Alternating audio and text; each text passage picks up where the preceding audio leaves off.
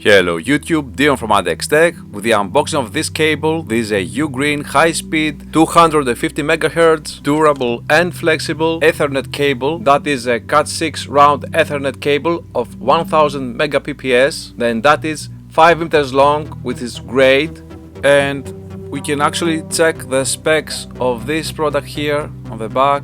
We have in various languages the specification for this rated cable that we will check right away after we open this box.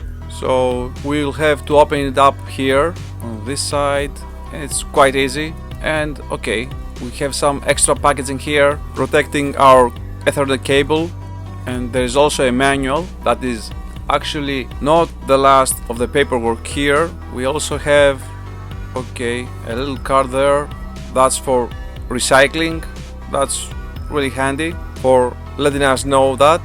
And let's check the user instruction manual. It's of this type of leaflet in various languages, and I cannot see anything important here. You just have to plug and play this cable to have internet access. Now let's check the cable itself.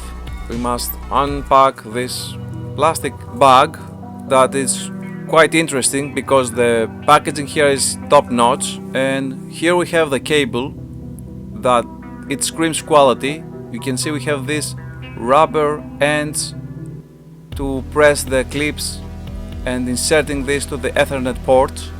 That's a really nice touch. So we can untie this and check the length of the cable now. I must say that the build quality and the specs of this cable make it an instant purchase. And you can see here it can twist, but this is really flexible, which is really nice.